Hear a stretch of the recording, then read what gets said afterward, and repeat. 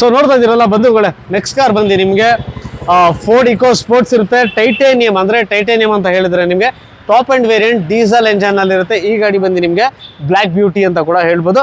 ತುಂಬಾ ಜನ ಕೇಳ್ತಾ ಇರ್ತಾರೆ, ಸರ್ ನಮಗೆ ಬ್ಲ್ಯಾಕ್ ಕಲರ್ ಅಲ್ಲೇ ಗಾಡಿ ಬೇಕು ಅಂತ ಕೇಳ್ತಾ ಇರ್ತಾರೆ. ಬ್ಲ್ಯಾಕ್ ಗಾಡಿ ನಿಮಗೆ ಆಕ್ಚುಲಿ ಹೇಳ್ಬೇಕಂದ್ರೆ ಮಾರ್ಕೆಟ್ ಅಲ್ಲೇ ಸಿಗದೆ ಅಪರೂಪ.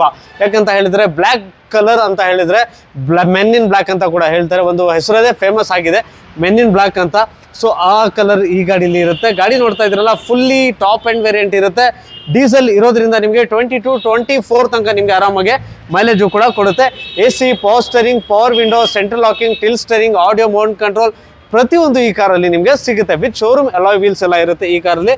Just take and drive condition. Interior ಕೂಡ ನೀವು ನೋಡ್ಬೋದು ಯಾವ ರೀತಿ ಇದೆ ಅಂತ ಹೇಳಿದ್ರೆ. ಗಾಡಿ ಮಾತ್ರ ಒಳಗಡೆ ಕೂತ್ಕೊಳ್ಳೋಕೆ ಹಂಗೆ ಆಸೆ ಆಗುತ್ತೆ. Just take and drive condition.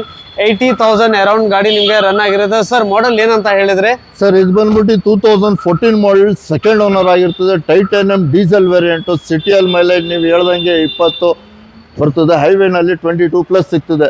ಈ ಗಾಡಿ ಯಾಕೆ ಜಾಸ್ತಿ ಡಿಮ್ಯಾಂಡೇಬಲ್ ವೆಹಿಕಲ್ ಅಂತ ಹೇಳಿದ್ರೆ, ಇದು ಆನ್ ರೋಡ್ ಆಫ್ ರೋಡ್ ಎರಡಕ್ಕೂ ಯೂಸ್ ಮಾಡ್ಬೋದು.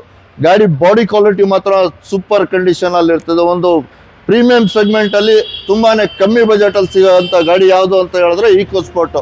ಸರ್ ಅವ್ರಿಗೋಸ್ಕರ ಅಂತ ಹೇಳ್ಬಿಟ್ಟು ತಗೊಬಂದಿದ್ದೀವಿ. ಇದು ಗಾಡಿದ ಆಸ್ಕಿಂಗ್ ಪ್ರೈಸ್ ಬಂದ್ಬಿಟ್ಟು 5,85,000 ಕೋಟ್ ಮಾಡ್ತಾ ಇದ್ದೀವಿ.